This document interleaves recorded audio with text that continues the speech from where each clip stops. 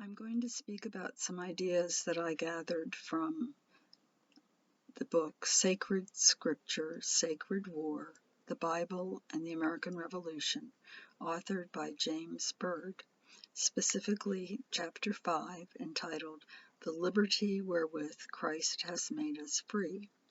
His focus in this chapter is on the apostles Peter and Paul and their teachings, particularly regarding obedience to civil law. Ironically, their words, in fact, become the basis for justification to, in fact, resist and not obey the civil law.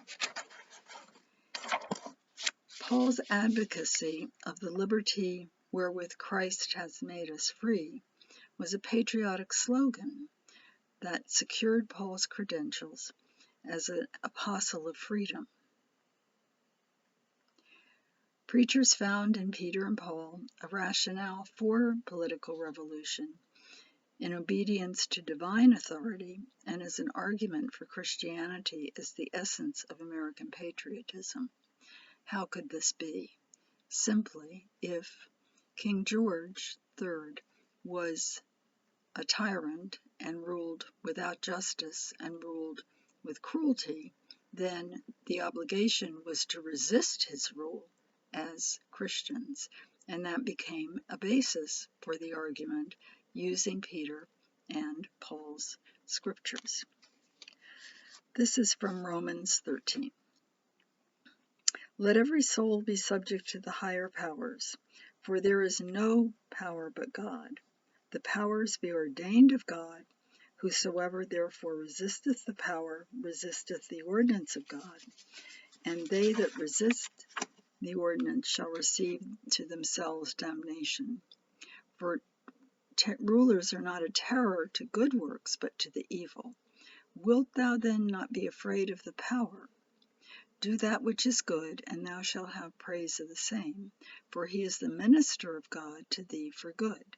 But if you do that which is evil, be afraid, for he beareth not the sword in vain, for he is the minister of God, a revenger to execute wrath upon him that doth evil, evil being King George. Peter says in Book 1, Chapter 2, Submit yourselves to every ordinance of man for the Lord's sake, whether to the king as supreme, or to governors, as to those who are sent by him for the punishment of evildoers, and for the praise of those who do good.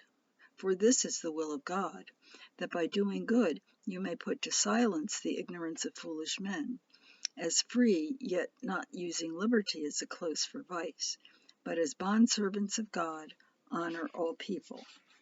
Love the brotherhood, fear God, honor the king. The text that ended with honor the king appeared to favor the British side of the struggle, but as we understand it, we mean the King of heaven, the Lord.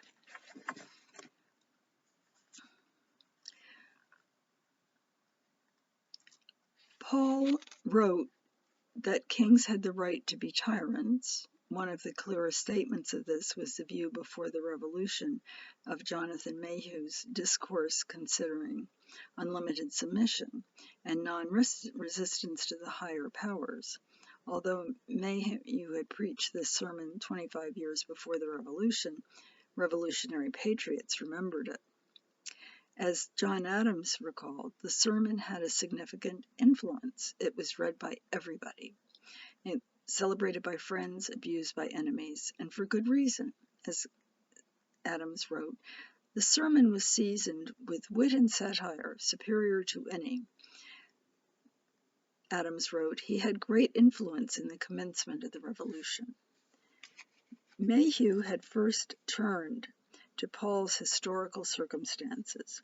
In Romans, Paul was addressing Christians who had taken too literally the idea that the Christian life was not of this world. But Paul finds submission to rulers only extended so far. If a king was unjust, what if a parliament oppressed the people? Here Mayhew argued that the key to Paul's advice was that the ruler was the minister of God for good.